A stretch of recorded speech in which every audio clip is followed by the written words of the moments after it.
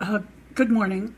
It's Sunday, August 2nd, and the weather report, it's still smoky. I can open the door and I can still smell the forest fire smoke. As you can hear in my voice, it's affected me. This has been all summer. So hopefully in the next week, as the weather cools down, we'll get some rain and some fresh air. Okay, I'm just grateful that I have more listeners and also on my blog, more people blogging or looking at my blog. So the topic today on my podcast are going to be two. One is about the anti-racism in terms of psychology, how the psychology of Canada associates or sees Indigenous people. And the second one is how cults end. Now, how do they all fit together into this podcast is because the reality or the missing link or the puzzles that sort of percolate up to the top has to do, again, with Nathan chasing horse because of his cult. Now, a lot of things within the cult is like they'll talk about the 4 ways in which a cult ends.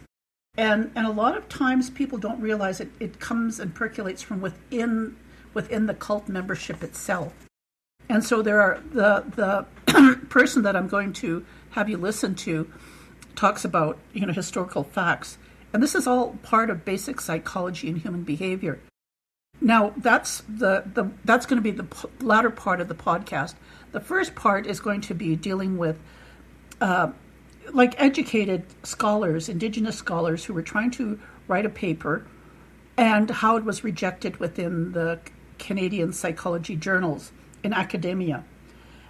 Why is this so important? Well, because again, anti-racism or systemic racism, I mean, you've got to listen and think for yourself, because it's one thing to like for me, I speak English. I was raised with parents who, were bilingual, and the reality though is throughout my life, I'll give an example. Murdered and missing Indigenous women. Yesterday, or the day before, I'll be brief. I hope I'm not going to bore you. But I go gambling once a month, and I'm around a lot of seniors. And one white woman who is a senior was sitting beside me, and she says, I live in a nursing home. And we started talking about, she was talking about, just living there, and that there's a lot of horny old white men. And, she had this disgusted look on her face, just like, she just can't stand living there. And she needs a break. And I could understand that because, imagine your whole life living as an individual. All of a sudden, as you're an elder, you have to be in a community, in a collective, holistic community, and you have to put up with predators. Oh, they don't see themselves as predators because they're just going on their biology. But again, we have to talk about healthy human sexuality and the discourse that's needed throughout our lives to prepare for when we become older. Now, yesterday I went to the mall and I got something to eat. I found a little place I could cloister myself so that I couldn't hear all the noise, and all by myself. So people knew I was by myself. Lo and behold, an elderly white man comes creeping by and staring at me. I just ignored him because, throughout my life, and and this is experience, okay, which I don't think some white women can really get a gist of it. But throughout my life, I've had white men glaring and sort of targeting me. So here's this elderly white man targeting me yesterday. And he sat there, and then finally, the 2 of the people that I was with came and sat beside me. As soon as he realized I wasn't alone, then he knew I wasn't a target anymore. And this is as we're aging. Anyway, that's what I'm talking about in terms of just how people perceive other people from other cultures and how prevalent it is to have, how people think about how they sexualize or think or believe Indigenous women from childhood to seniors as being hypersexual. Okay, I mean, that's a psychological statement there. But I want you to listen to this because it's so important, because I find that there are so many white people who want to come, and for some amazing reason they think they're God's gift to humanity by helping the poor savage. Even though they don't think it in modern times in 2026, it's amazing. That's why I have such a deep, I really, I'm critical when it comes to people who want to become the therapist, especially when they themselves have so many other issues within their own family of origin, and yet it's hard for them to accept the fact that I don't need help. Here's the essay, and I hope you stay tuned for the latter half of a TikTok regarding cults, because it has to all tie together with what's happening with this lawsuit with Tsuut'ina Nation as well. Okay, because it all is in theory of how cults have evolved, especially when it all had to do with Indian residential school, this whole psychology of it.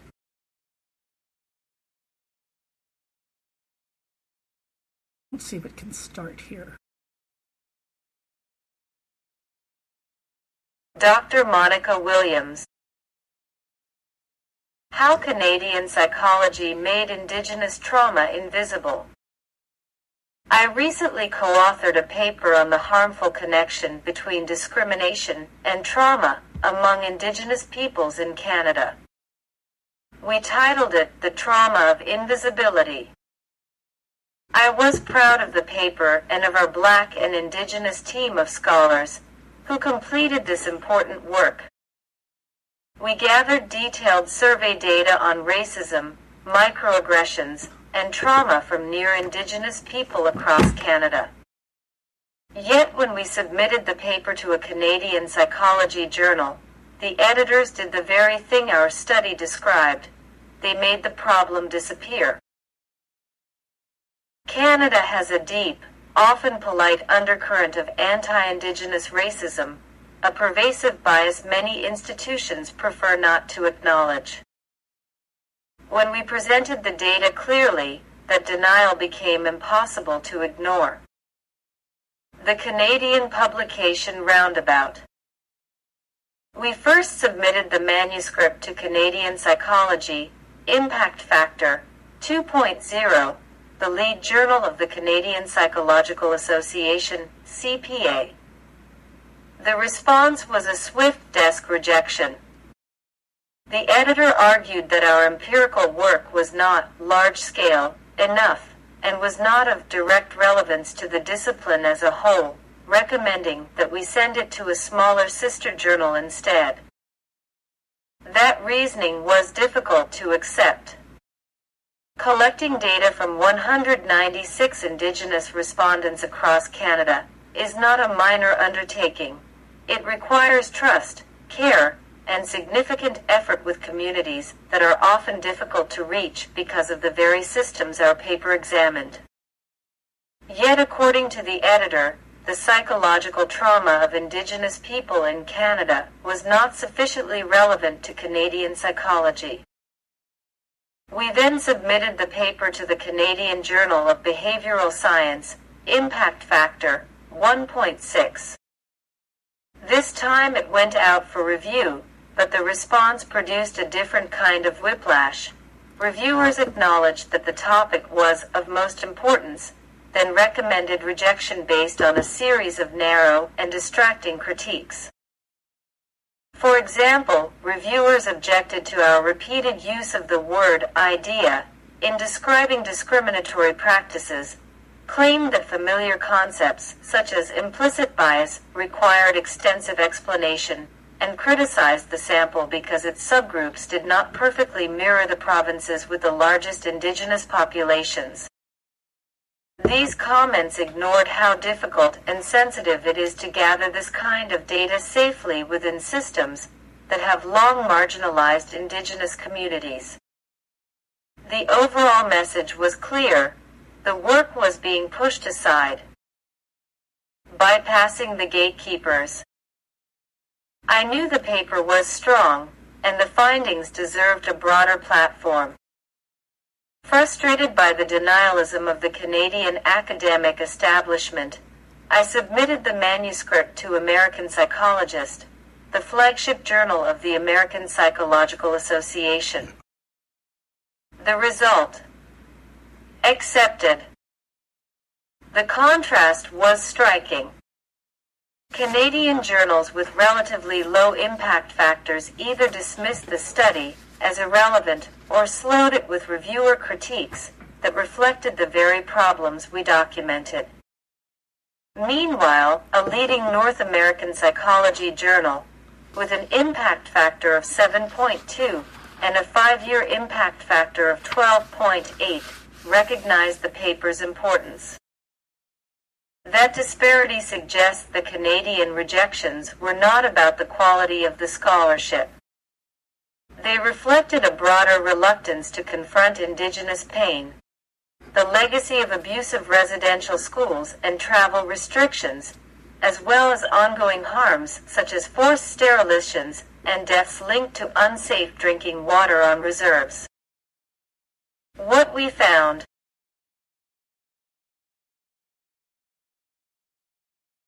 our study found that racial microaggressions and ethnic discrimination were strongly associated with mental health symptoms among Indigenous peoples in Canada.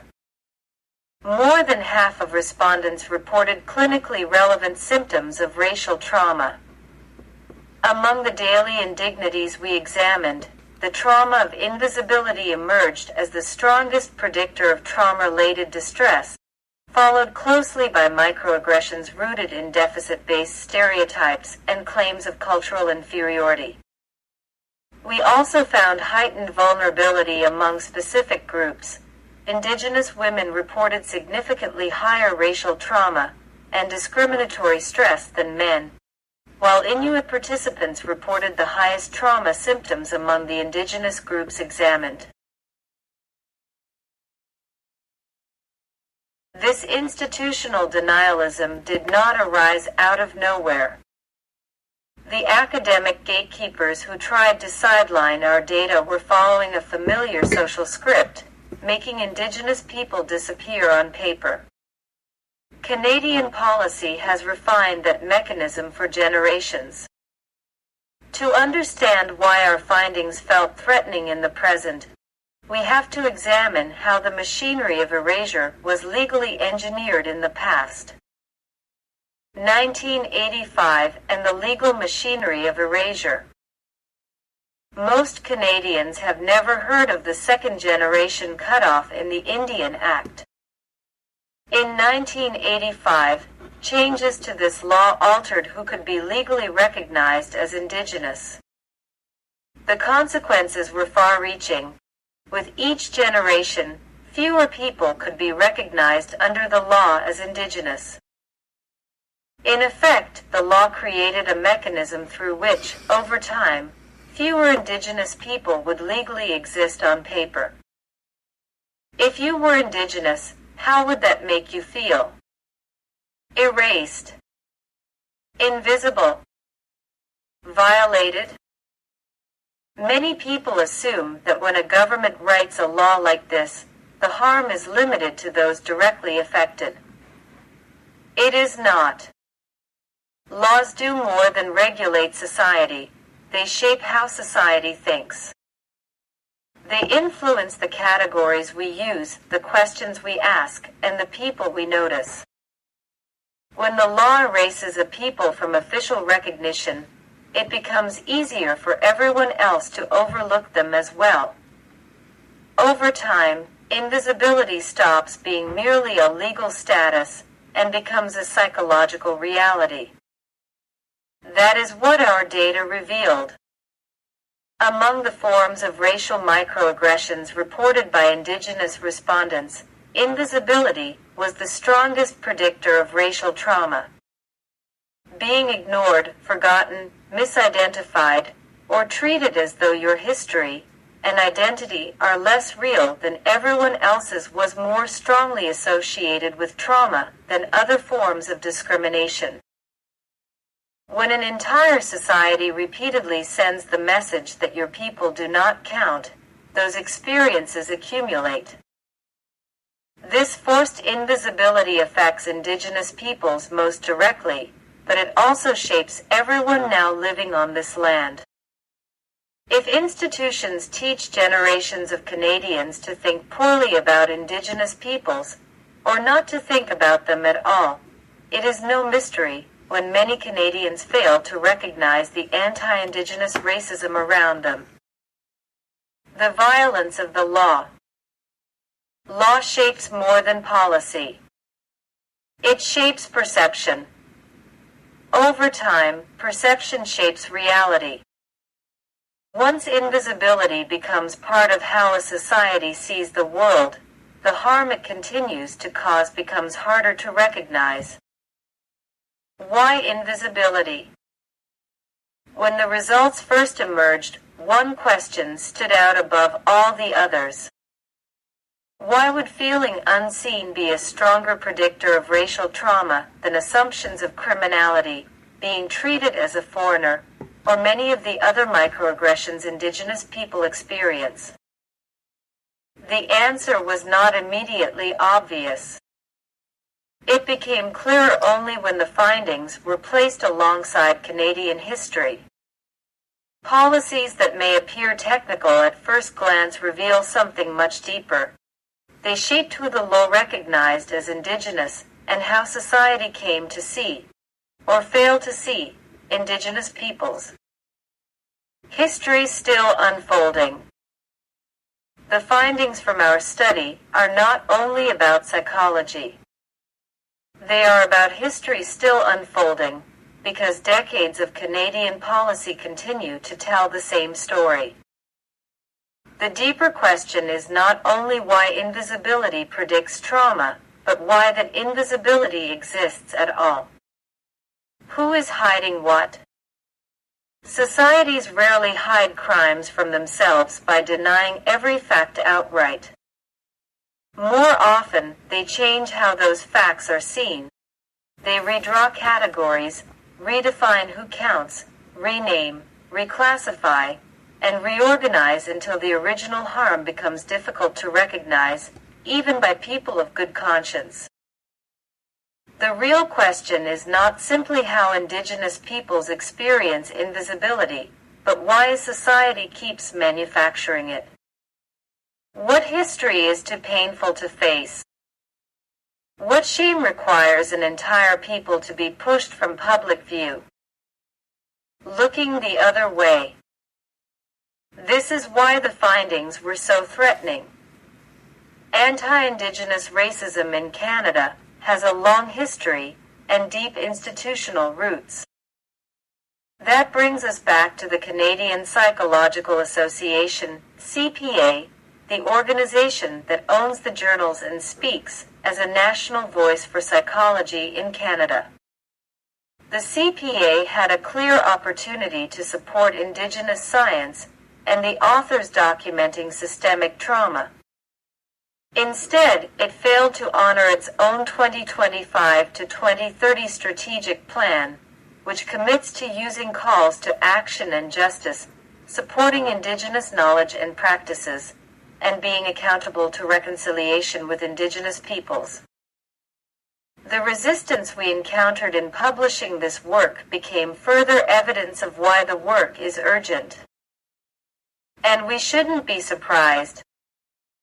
This experience illustrated the cultural hypocrisy we wrote about in another recent paper of ours, Canada NICE, a comparative study of NADA, and the United States of the prevalence and correlates of racial microaggressions.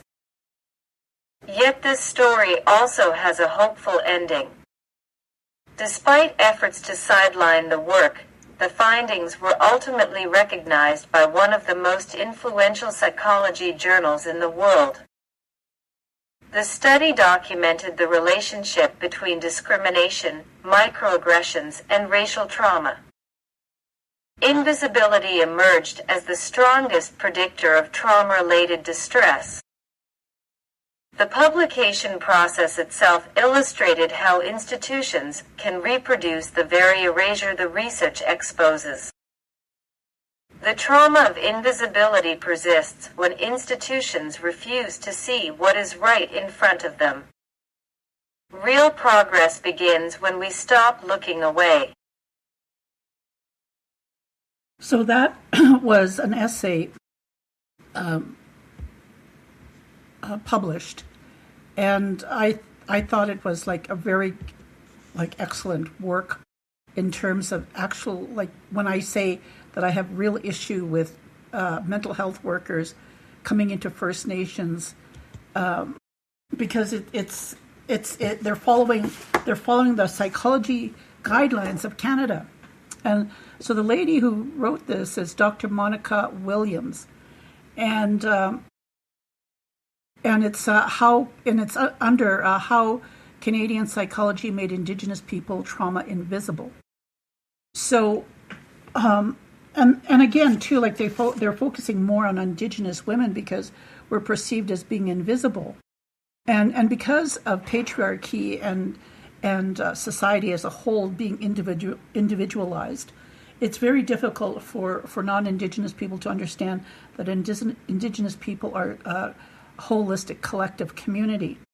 So obviously, like I mentioned, when I'm in a mall and I have somebody targeting me, they're targeting me as being individual, alone, invisible, and so nobody would miss me. Whereas when two other people that are Indigenous came and sat beside me, there was a red flag for that elderly man stalking me. And again, you might think, oh, you're reading into it. No, this is the reality of my life. Even during the stampede, when I was a little child pushing my siblings in their carriage, I'd have these old ugly, men who came out from the oil fields to have rest and relaxation at the stampede, catcalling me, a child. And again, too, I have to reflect, I'm 74, and yet proof is in the pudding when our children who are trafficked in the city are being trafficked out of foster care systems at the age of 14. So yes, if you're trying to make me invisible and think that what I'm saying doesn't have any relevance, this is exactly what the TRC is talking about, and exactly why this paper that was just read is so vital, because they're saying you have to listen to the people who have actually lived those lives. Like I said, every 10 years we change identity in terms of evolution of how we choose to heal. If we choose to be frozen in time at a certain time where we've been traumatized, that in itself is because, why? We're all human. But when we have the courage to face the thing that we fear the most, I use the example of my late mother. She was always afraid of white people. When I take her to the doctor and the doctor would say, what's your pain level? And she'd say 3. And I'd say to the doctor, no, her pain level's at an 8. And he'd look at me. I said, she's afraid of you.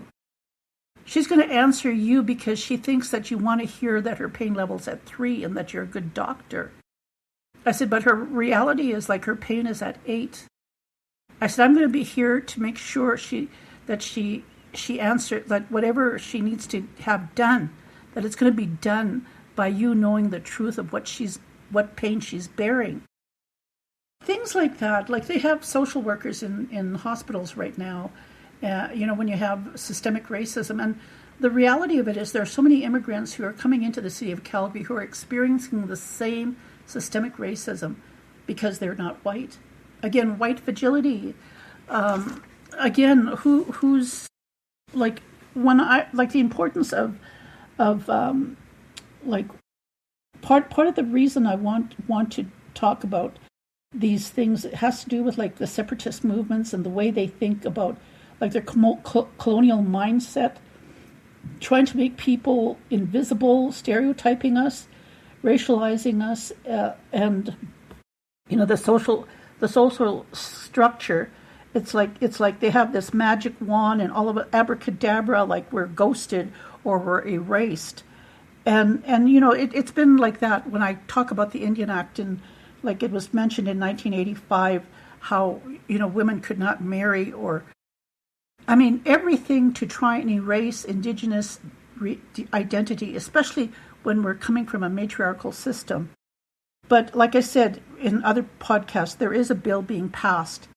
And this bill is hopefully, there are two of them that I'm interested in, and I hope the general public is when they talk about people who've lost their status from generations, that will have the ability to enroll in the common ban list or the common Indigenous list in the federal government system, as well as also a law change. These are two laws in the Indian Act, and the other law is to give sovereignty to First Nations, Inuit, and Métis communities for sovereignty over their children.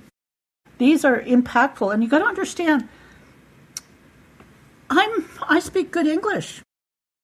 I started being around white kids when I was 5 years old. I saw my first white person when I was 5. My whole life I've been educated with other white kids. And the reality is, like, I'm still invisible. I am still invisible. Get that, because I follow a different law under the Indian Act. The Indian Act has deemed me as being invisible.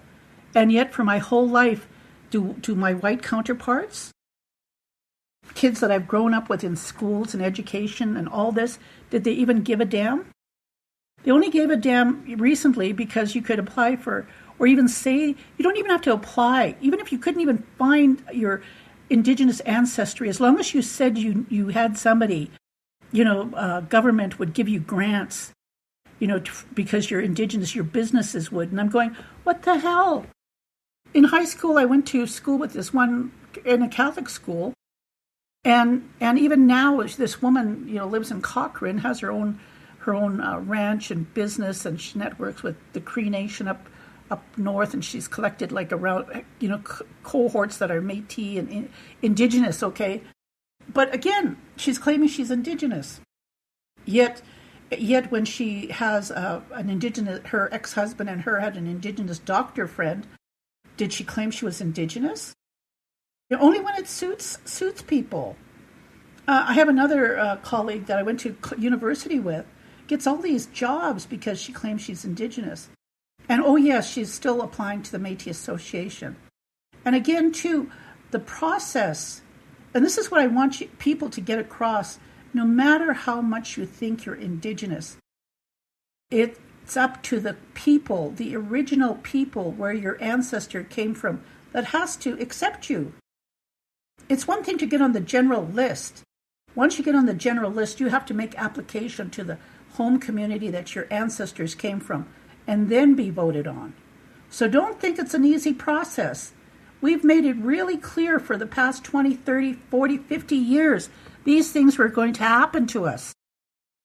That's why all of a sudden, people say, oh, separation, and, Danielle Smith, and oh, blah. Really, all the money that they're sucking out of the trust fund of First Nations, a fiduciary obligation by the federal government, and they're twisting it to make it look like we're invisible and we don't know what the hell we're doing.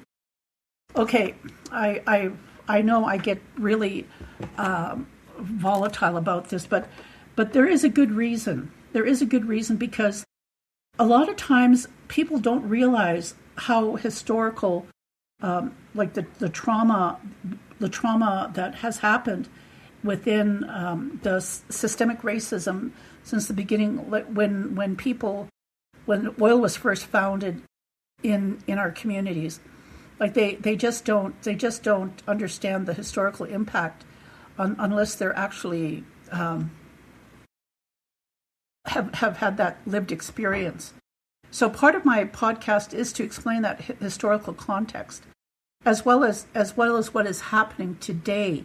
Like within our community, our former chief, like in terms of this lawsuit, when they talk about cults, and I will play this message about cults, because when a cult implodes and when a cult ends, is exactly what's happening within our community. Now, it's also happened with the arrest of Nathan Chasinghorse. So they're both parallel to what's the reality of what's happening here in the present. Now, we'll start this off, and hopefully, you'll have a clear recording of it. But please hold by and be patient with me. So I researched cults to find out how every other cult in history ended. He called for federal takeover of the elections. Federal agents killed people in the streets for all of us to see. And his supporters, they defended it and pretended they didn't see it. When does it all come crashing down? Because if you want to understand how this ends, you need to understand how every cult before it ended. Here are the 4 ways cults die. 1. The leader falls. In 1955, a preacher named Jim Jones started a small church in Indianapolis. He told his congregation he could heal the sick, predict the future, and that he alone had the truth everyone else was hiding. Over 20 years, he built one of the most devoted followings in American history. By the mid-1970s, the walls were closing in. Abuse allegations, former members going public, government officials asking questions. So Jim Jones told his followers the government was trying to destroy them because they were getting too powerful. The only way to survive was to leave America completely, and they believed him because he spent 20 years convincing them that he was the only one telling the truth. He moved 900 followers into the jungles of Guyana. When a U.S. congressman flew down to investigate, Jim Jones had him murdered on the airstrip. That same night, he ordered his entire congregation to drink cyanide-laced fruit punch. Parents gave it to their children first, then drank it themselves. 909 people died in a single afternoon. The followers didn't leave. Jim Jones collapsed and took them all with him. Psychologists call this catastrophic cult collapse. This happens when a leader feels cornered with no way out. The more cornered Trump gets, the indictments, the courts, the walls closing in, the more he starts to look like a man with nothing left to lose. 2, the inner circle starts talking. Facts don't break cults. Betrayal does. Not CNN, not a court ruling, not a journalist with receipts. Someone from inside the tribe. Because cult members reject anything from the outside group automatically. It's part of the conspiracy against them. But when someone from the inner circle starts talking, that's different. You can't explain away someone who was in the room. Trump's own chief of staff called him the most dangerous person in American history. His Secretary of Defense said he'd use the military against American citizens if he could. His chairman of the Joint Chiefs called him a fascist to the core. More than a dozen former senior staffers signed a public letter saying he was unfit. Not Democrats, not journalists, people he hired, people who ran his government, people who were in the room. Did it break the cult before the election? No. But here's what cult researchers know. The inner circle talking isn't a single event. It's a slow erosion. Every person who speaks up makes it slightly safer for the next person to speak up, and the list keeps growing. You can dismiss one outsider. It gets harder when the people speaking up are part of the cult, the inside circle. 3, promises never come true. Every cult leader makes promises they can't keep. In 1954, a woman named Dorothy Martin told her followers that a UFO was coming December 21st to rescue them before the world flooded. Some sold their houses, others quit their jobs. They gave up everything to be ready for the event. December 21st came, nothing happened. No flood, no UFO, just silence. Psychologist Leon Festinger was watching from the inside of the group. He expected them to walk away. Instead, the most committed members became more devoted. They called newspapers, preached harder, recruited strangers off the street. Festinger called this cognitive dissonance. And here's the part that matters. The members who gave up the least walked away when the prophecy failed. The ones who gave up everything doubled down forever. Because admitting you were wrong is painful, but admitting you destroyed your life for a lie is unsurvivable. Trump promised winning. So much winning, his supporters would get tired of winning. Tariffs hitting their wallets, that's fake news. Medicaid cuts hitting their families, that's a hoax. People losing everything, don't believe what your eyes are seeing. That's not winning. The members who sacrifice the least will leave first. And reality is very patient. 4, the community fractures. The last thing holding most cults together isn't the leader, it's each other. The group chats, the rallies, the shared enemy, the feeling of belonging. For a lot of Trump followers, it's the only community they've ever had. In the 1970s, psychologist Henry Teifel took strangers and randomly split them into two groups. They had nothing in common, no history, no rivalry. Within minutes, they were treating their own groups like family members and the other group like the enemy. He called it social identity theory. People don't just join groups, they become the group. The group becomes the answer to the question, who am I? This means leaving isn't a decision. It's a loss of identity completely. But here's what Teifel also found. Groups fracture when the loyalty test becomes impossible to pass, when members start getting attacked by their own tribe, when the true believers start getting called traitors. When the group turns on itself instead of the outside enemy, that's already happening inside MAGA. That's when people quietly slip out the back. Not publicly, they just disappear. Cults don't die because people get smarter. They die because the structure holding them together stops working. The leader can't protect them anymore, and the promises stop coming true. The inner circle started talking, and the community started eating itself. Some of these people know something is wrong.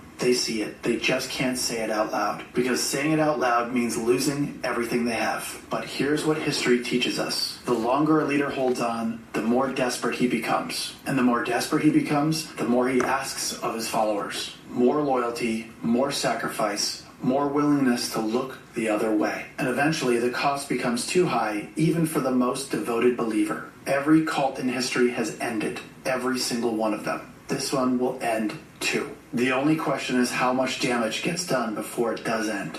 I've been wondering for years how the Trump cult ends. So this is why it's important to talk about the holistic and collective approach, especially when the majority of people, Indigenous people, First Nations, Inuit, and Métis communities have only known their own community their whole lives. So, like with Nathan Chasing Horse, he had trained his followers. He had 350 followers at the time of his arrest. And he had ordered and had instructed the women in his cult, in his circle, how to use a firing arm, and also like how to poison themselves. Like when he was anticipating being arrested, and he wanted them to have a standoff. Now, and again, that's historical, like you've just heard on this video. Now, I think the fellow's name for this TikTok video is some of these TikTok videos too, they don't have like their real this is DHW92.4 on TikTok is the author of this. Again, DHW92.41. Okay, so 15, like he says, like 15 years, mom's daughter almost dies. So again, they're talking about, like, again, it comes from the loyal followers, and she could not believe. She could not believe what he told her about me. So you got to understand, there was a woman who reached out to me, and again, understand this. I started writing my blog 20 years ago. So it was the followers within the cult who started questioning. And like this woman, the mom of the daughter, the mom knew Nathan when she was 14. She had children, and she introduced her children. Her youngest, her daughter, the one who almost died, started being associated with Nathan when she was 3 years old. And then he sexually assaulted her at 18. And anyway, many saying that they weren't like part of the saying that he was unfit, like in just like I'm pretty sure, like I know I had people throughout the 20 years contacting me, having thoughts that what he was saying and what he was doing just didn't fit, and they would reach out to me, and I'd say, yes, you're right. He's not qualified. He's not. He's being delusional or illusional. So 20 years, of talking amongst each other. These are the followers within the cult. Okay, And he talks about people testing, like when he was 14 and 15, and he went for his first fasting, and how aliens had visited him up at Bear Butte. And so there's all this conspiracy too, like how he was recruiting people into believing this story about his connection to the star people and like indigenous ways of knowing, practicing being a spiritual leader because he was chosen. Again, this is the psychology of cult leaders. So recruiting people, like his followers would be recruiting people from powwows, like they knew there was something happening because of the controversy. And a lot of people in the powwow community knew something was wrong. And the more it festered, the more the inner circle tried to recruit people. So at the same time, too, there's, how did I put it now?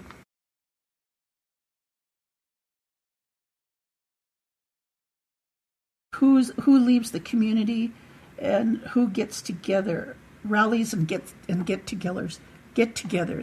So within Tsuut'ina, too, even when we knew something was going on, like I said, my whole life I've worked and I've lived in another country. I worked on my own money, taxes, all the stuff, because again, I wasn't living in my community. But when I realized that all this money was going from the chief, again, I'm talking about cult leaders who supported all of Nathan Chasing Horse's followers. So you have two cult leaders supporting each other, and you have a group of the members who depend on these leadership to support them, because they're part of the mechanism of keeping their power for like what they're doing. And so as the years go by and the conspiracies keep on percolating to the top, a lot of the inner circles start leaving. So even with Nathan Chasing Horse, there were different people from my community started leaving. But at the same time, too, for decades, there were people who still supported him, kept quiet, just like they supported our former chief, Roy Whitney. A lot of things that were questionable, they would get together and they would say, this and this has been happening, and look at this financial statement. And again, only the people within the community could churn against other people in the community, because it's imploding in itself. A cult implodes from itself. Okay, so the more, as it's leading to the new election, and as here's Roy Whitney, who gets charged with 2 historical counts of sexual assault, and another band counselor getting charged with sexual assault, innuendos or conspiracies or talk about leadership in historical context of sexual assaults. Like, this is all normal and natural in First Nations, Inuit, and Métis communities. And in the broader sense of the United States too, we'll say, in Canada as well. But the reality of it is, like, the microcosm or the micro management within Indigenous, First Nations, and Métis communities is like, again, in the cult, they recruit. And so, again, he talked about how even in the recruiting, the members make the new members feel like they're just like so close. They're all of a sudden they feel like they're part of this family, and so again, this is the whole phenomena of like, especially when you have a lot of pretendians who are coming within the First Nations Inuit communities, and you have people who are recruiting within that community that are following a cult. And of course they're going to embrace the pretendian, and the pretendian is going to feel like they belong. And again, like it's all part of dismantling a cult. But yet again, it has to do with the inner people who were following the original cult leader. So a loyalty, when it creates itself, it stops when the power or the leader cannot follow through on his promises. and the people who are following him know that they can't depend on him, then it implodes. So like, for example, with Nathan Chasing Horse, from my understanding, talking with the ladies that I'd been in networking with, because they said we didn't know we were drinking the Kool-Aid. But for decades, Nathan would always talk to them about not reading my blog. Now, and again, too, from within the cult, they started, criticizing. And the cult started churning against these other people who had formerly did press sexual assault charges against him. And this is like not just yesterday. This took a period of 15 years. And I said, like, even with my blog, it was 20 years. So again, when we're talking about invisibility in terms of psychology, or even how people want to perceive women as Indigenous women as being invisible, this is a perfect example of it. But yet it took the followers, the women within, and men too, within the cult, to start talking, to have the courage to speak up. And as they spoke up, other people within the cult or the membership started talking and realizing, like, see, again, who has more to lose? The people who invested more money, more dedication. The ones who didn't invest much, they just disappeared. They just sort of sunk into the woodwork or sunk into the bushes. The ones who had the greater loss are the ones who put so much money and time. Like the young man whose son died because Nathan had said he could cure him of cancer. Not only that, but people within my community who paid tithing every month to this man. And we're not talking like just $100. We're talking $10,000 to over $100,000. And not just that, but even our band funds, our community funds, that wasn't coming out of the chief's personal purse, wasn't coming out of his bankroll, even though he had his own company that was associated with Enbridge, the oil company. That money didn't come out of his pockets. It came out of our community funds.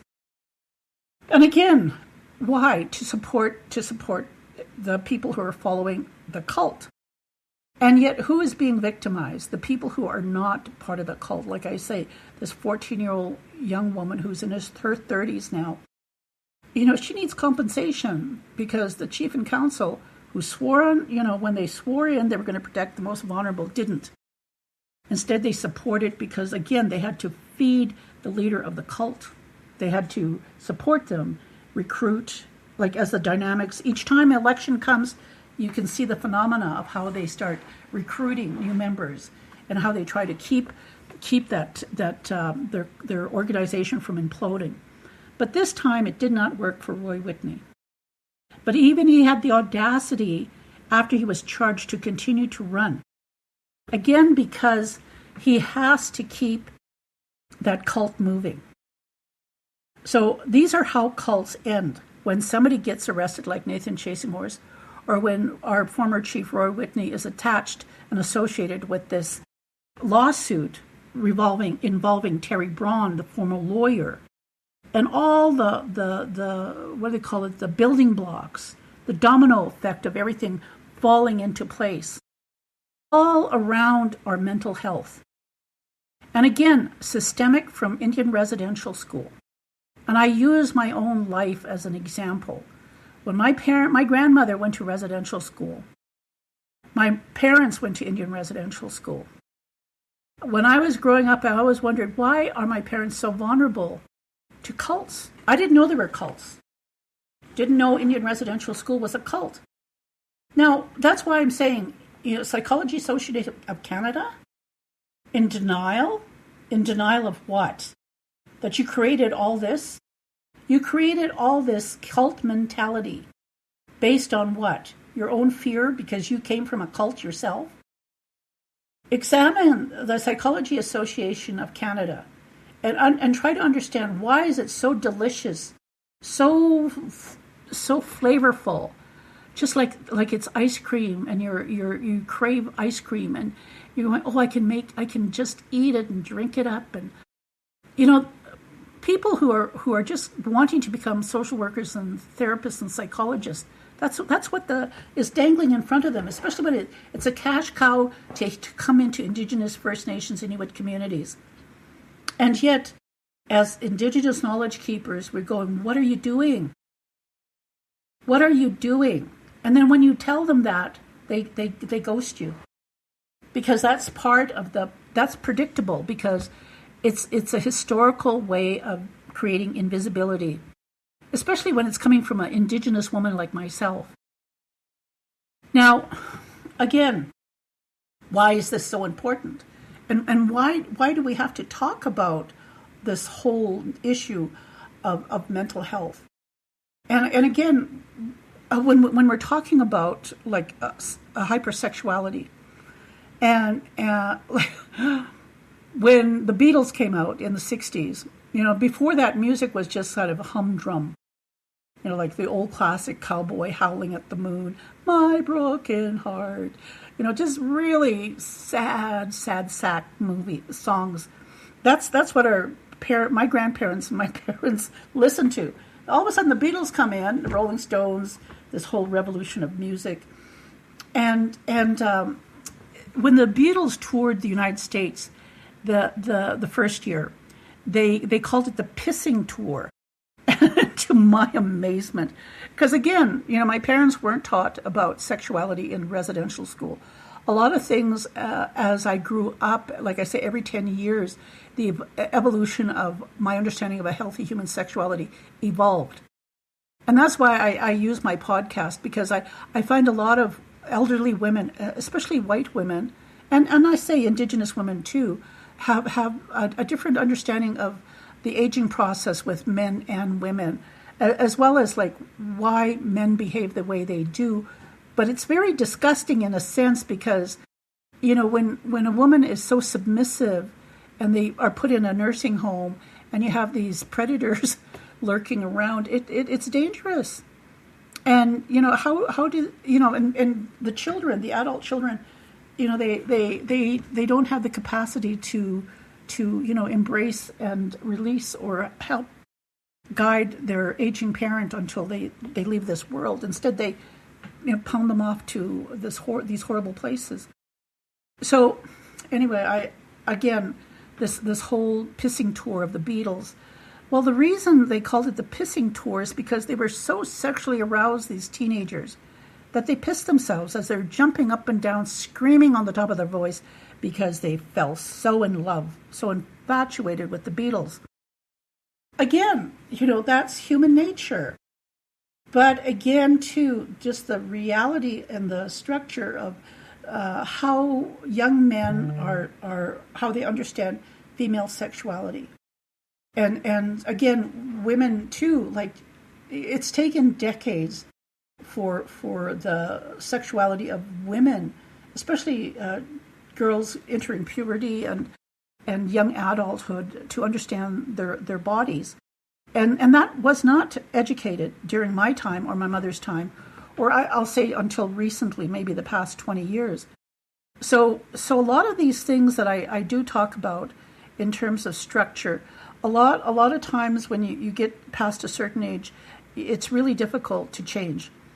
And I use the word difficult very modestly, because I use my life in terms of structure. And it's been a lifetime for me. I can't even comprehend how difficult it would be for a woman to do this type of work after choosing to have children. It's a very hard thing to do, and especially when you need support systems in place. And again too, like, how is the support system? What are the structures involved in that? So again, the whole need of dismantling cult leaders, and people would criticize and say, "Oh, Marina, your politics isn't cult," and I'm going, "No, it is. This is the what do you call it? The crumbs, the crumbs of colonization. It's the aftermath, and we're still living it. Like I said, the laws are being changed through the Indian Act. I want non-Indigenous people to understand this. The laws you live in, like paying insurance for your house in case it burns down, or car insurance or life insurance, or ownership of your house or ownership of your land. We don't have those concepts unless we live off reserve. And so the concepts of ownership, no, we have a different collective and holistic way of thinking. So it's very easy for us to slip into this cult mentality where, we start a business, and if the chief is in favor of us, he'll give us contracts or he'll give us job promotions without any education, degree, or anything. And we live in this fallacy that someday we will be the head manager of a company that, say, with a white person would take, years and years of university. And again, who am I to criticize a nation member and saying, no, it's not going to happen for you? You're living in a delusion. Again, they're adults. It's like I say to people, we have a major crisis in our communities in terms of mental health and drug and alcohol addiction. And I use the parallel. I said, take away the equation. Take away the alcohol and drugs. I say the underlying problem here is mental health. If you take away the alcohol and drugs, what's left? You have to look at that hypersexuality. You have to have people who actually know the skill set of how to we use the word decolonize, but how to basically debrief from being in a cult. Because psychologically, that's all we gravitate to. Like I said, there is a phenomena of people gravitating to Indigenous, First Nations, Inuit communities, and yet they don't realize that the people who are inviting them to come into the community could be members of a cult. And they'll wine and dine you to make you feel like you're part of the community because they have a purpose. And yet people within the community who are saying, no, you're not Indigenous. You've never lived here. The people who are pretending become defensive, and they become a part of that, erasing the voice, the original voice, like my voice, my Indigenous female voice. Because it's so much easier to make me invisible than to actually understand what the hell it is I'm trying to say to you. So that's why I put in the first essay on just even academics, both Indigenous and Black, trying to publish about this systemic racism and how psychology tries to make us invisible. And again, through the Indian Act, Indian residential school, taking away the identity of Indigenous women, and even, like they said in this paper, the hardest part are Indigenous women as well as Inuit people. And the fact, too, that only a few years ago, the Canadian government recognized the 9 Sioux tribes that fled from the United States into Canada. And also understand, the Sioux migrated all the way up to James Bay, like Hudson's Bay. Our migratory paths were historical. And even the post that I had posted a while back by Chase Arnaiz, when it comes to just how much as Indigenous people we honor our sovereignty and our treaties, to the point of even fighting within the countries as military people, and how we struggle, like what are we willing to give to protect these treaties and understanding of how we lived even before 500 years, before colonizers came.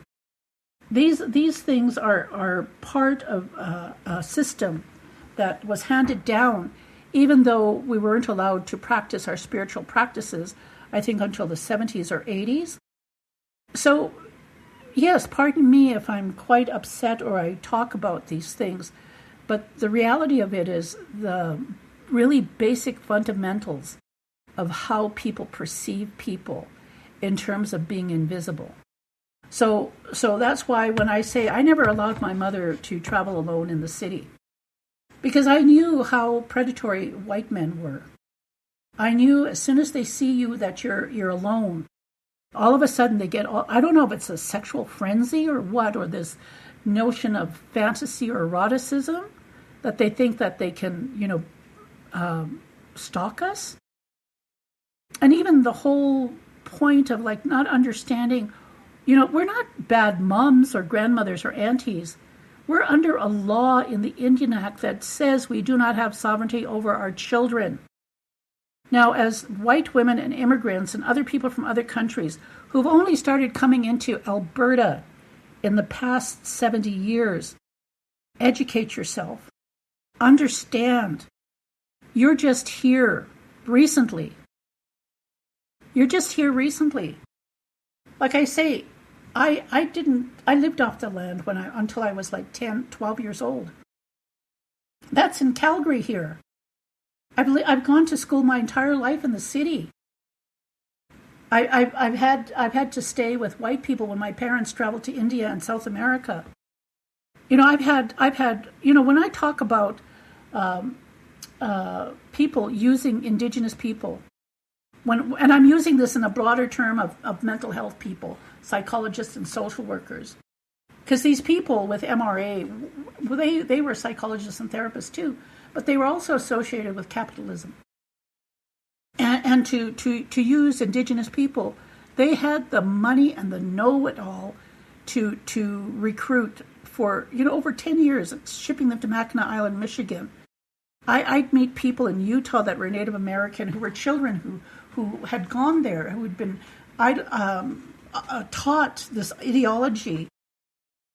Again, they're using Indigenous people, making us invisible because they're blending us in with their own way of thinking, which again is they're throwing breadcrumbs to us, wanting us to join their cult. And then when we do, and we find something's the matter, we leave, and the ones who have committed more is more tragic. Like say in the case of Nathan Chasenhorse, for decades people started talking. And the more they talked, I think the year before he was arrested, one of the ladies from my community left him.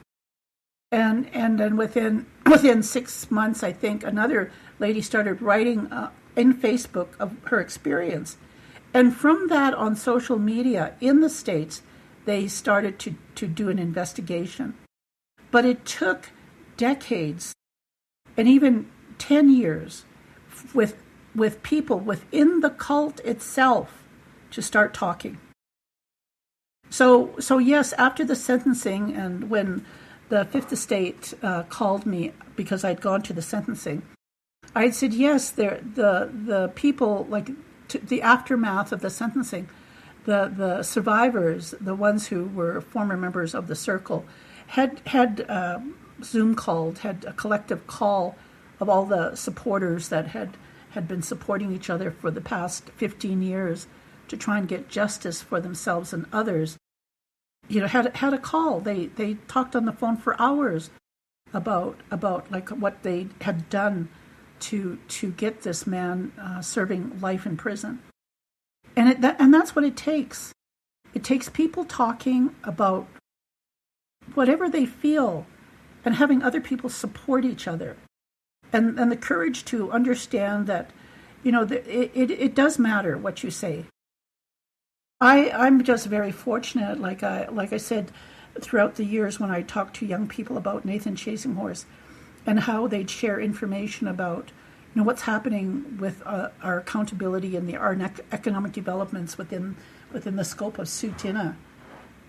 I'm very fortunate that they trusted me and that I trust them, and that I have great hope and great faith that the young people are starting to understand what it is that was created, and that it's up to them now to decolonize themselves and understand what it is to belong in a cult, and to be very mindful and have critical thinking skills of what it is actually that you're participating in. Now, for me, like I said, I saw it my whole life, my parents being used, my grandparents being used. And of course, I have been used myself. So, and I continue in some ways being used because, I've got to trust people. I have to trust people with my life story, and hope that in trusting people to listen to me, that they will, get it across in their minds that there is some commonality in the struggles that we have as Indigenous peoples. Now, the reality, too, is that, even in the Indian Act, the Indigenous people were not allowed to even own a bank, create a bank or have a bank, do banking. Okay, so, people go, what? Going, no, the Indian Act is law in First Nations, Inuit, and Métis communities. Why do you think it was illegal for parents to raise their children? Why do you think the RCMP was created? Or why policing is the way it is today when it comes to Indigenous people, and whether or not we're going to be radicalized, or like, say, the chiefs in Alberta making a stand against Danielle Smith, and Danielle Smith threatening the chiefs of Alberta. What are they going to do, arrest all the chiefs in Alberta? And that's the reality of what Danielle Smith is saying. Now, understand me, and this is why, like I say, there's more historical context of what sovereignty means, and the dedication for generation and generations of Indigenous people fighting to keep our identity. As much as people have tried to erase the very thought or the very existence of who our ancestors were and are and continue to be, we struggle and we fight for it. Like that young man who lost his son to cancer. The bravery and the courage it takes for him to say, I still practice my spiritual beliefs. As for me, I practice. I practice and I try to understand what my parents taught me. The same with my grandparents. And all that love, all that attention, all that, even within my community. I may have arguments with my siblings or people in my community, and it may take a while, and then eventually, like, we're there hugging each other, forgiving each other. And the reality of it is, like, my I'll use an example. My niece, she's 30, 31, 32. At the year she was born, my neighbor that I grew up with, she married into the Nakota people, which is an hour west of me. That week that my niece was born, her daughter died in a horrible car accident. And the newspapers were talking to the parents, and my neighbor's ex-husband says, I forgive the driver. And it was so controversial because all of a sudden there are white people going, how could that man forgive the person who killed his daughter? That's the reality I'm trying to talk about in terms of what it's like to live in First Nations, Inuit, and Métis community. Yes, it's difficult. Yes, it's hard. Yes, every day we see some form of injustice that we believe is happening. But until we actually hear it and see it and feel it from the survivor, taking whoever it is to court, that's all we have is a hope and a prayer that someone out there is listening, and someone out there will find the courage to charge somebody. And for all those young men who charged Roy Whitney with sexual assault, imagine how many years it took. And even for me, when I charged these serial rapists within my community, the years it took. Now, at the same time, too, you have to be patient with yourself. Like I said, I was never one to be an alcoholic. Yes, I partied. I can count how many times I drank. I can count how many times I've been sexually active. The only thing that I chose not to do is count how many times I gamble, which to me is like I don't gamble every day. I go once a month. But even that too, like taking care of my my nervous system throughout my life, as an Indigenous elder, I've started that in my early 20s, and it's really difficult for me when Indigenous women call me and they're in crisis, and I have to call them, talk them down to take a deep breath and recover by balancing their nervous system. Because I don't know what habits or behavior they've lived with in order to cope. So those things are part of the living structure of networking within Indigenous communities. You may not see it, it may not be documented in psychological papers, but yet at the same time it's deeply rooted from decades, historical, handed down in spiritual practice. So those things I hope, and I hope that you understand these things, because it's such a profound understanding of just the whole complexity of you can take a look at how Trump has recruited people, and just the whole notion of how many thousands of people have followed him, and how just looking at him as a human being to another human being, and looking at your neighbor and saying that, like, would I put up with somebody who behaves this way? And understanding the reality of, like, what is it that you're trying to accomplish in terms of the safety of your children and the children yet to come. Those things and these realities is how I was raised with. I knew it with my grandparents. I could feel it when I was around them. And that's all my grandparents, all of them. I had over 22 grandparents. When I talk about holistic collective healing, that's what I'm talking about, a different way of thinking about family. As an elder, that's how I see it. But I know the realities of this new generation don't have that concept.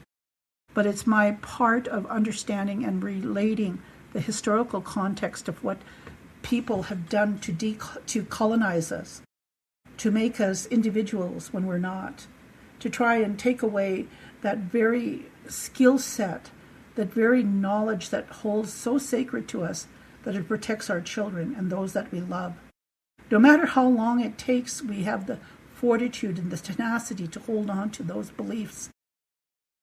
Imagine, I know it's difficult to comprehend, and sometimes it's difficult for me to understand that this is what I did. As hard as it was to write that blog and continue writing the blog, I did. Hoping and praying that someone in Nathan Chasing Horse's cult would wake up and charge him, would wake up and start talking, because they were so close to Nathan Chasing Horse. That's why I try and say to people, I only knew him for a short time, but I knew the devastating effect he had on my family, my immediate community, as well as the aftermath of so many people writing to me, talking to me, getting mad at me, thinking that I was telling a lie, that I didn't know what the hell I was talking about. And the more people started talking, the more of his inner circle started talking and imploding, the harder it was for him to defend himself and his structure, to the point where he was dangerous. He started, like I said, he even showed the women how to fire firearms.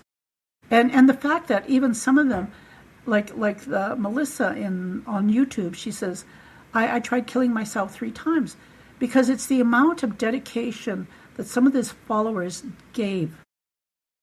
Like that one man who put out a mortgage to buy a house, and that he's paying the mortgage for Nathan Chasing Horse's parents.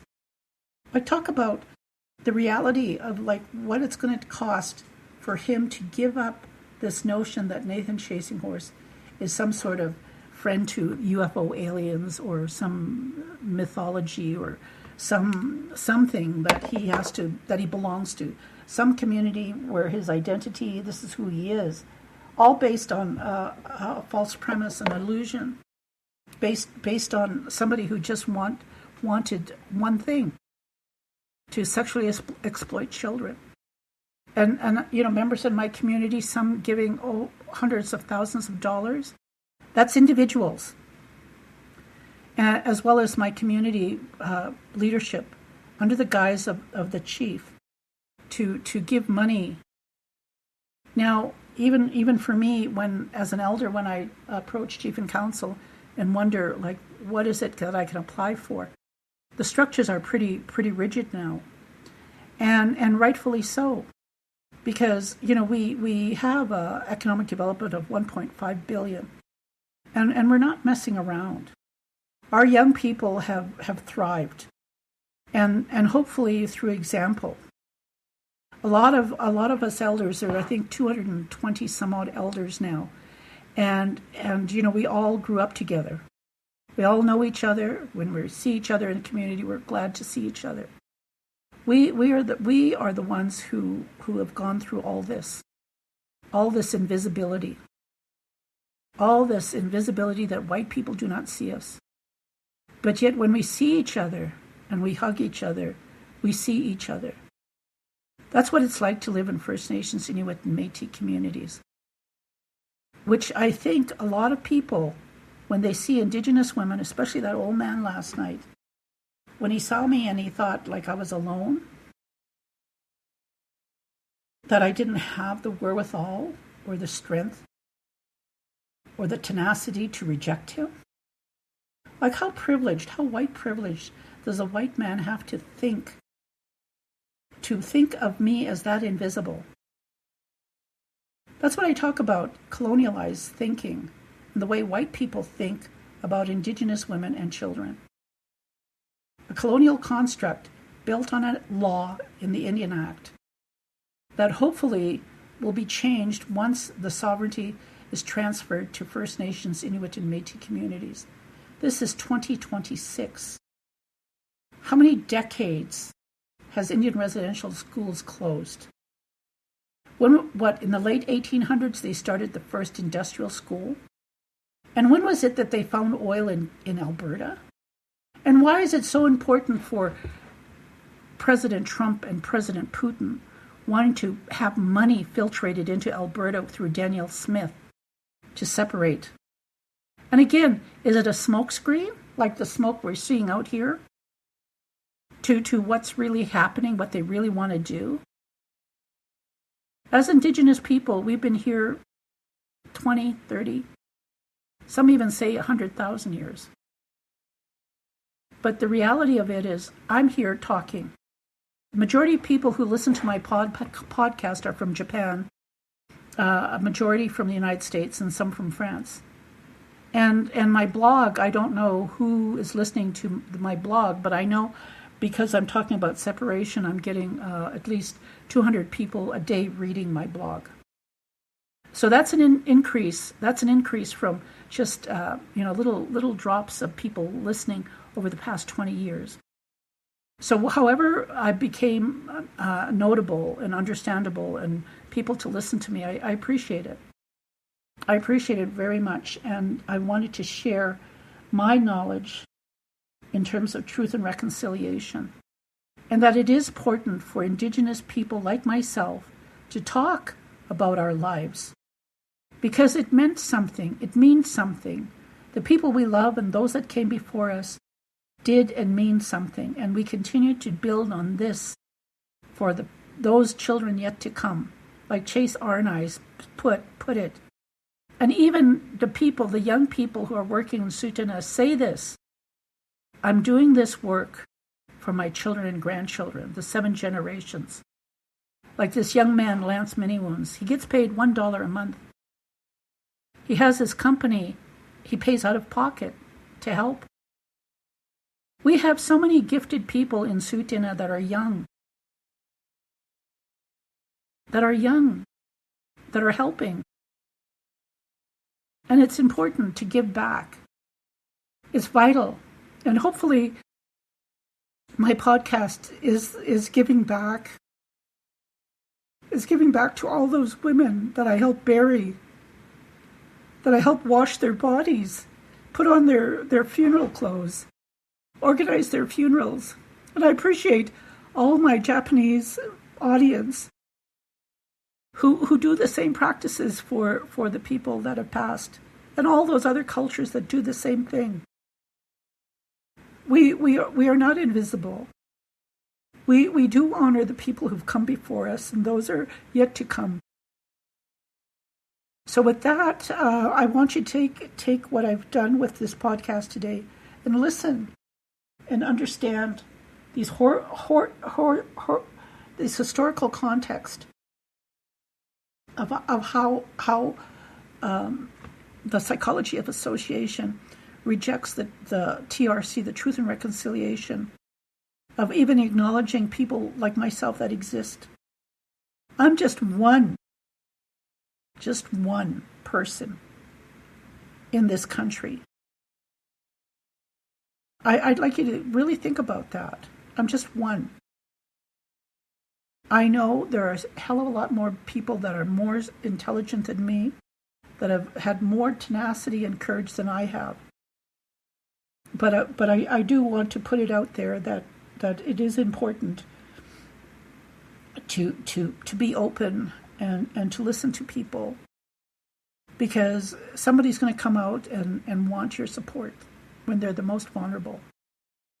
And if you have it in you to have that courage and that strength to share with them, because your central nervous system is balanced. This is why it's so important to understand healing, and that people are depending on you and will be depending on you in the future. Again, I close off with saying Wopida Medakia Biowasana. That means, thank you, we're all related. The reality of every human being has a creator. Every human being has grandmothers and grandfathers. Every human being in this existence, every living thing, everything. So when I say creator, grandfathers and grandmothers, thy will be done.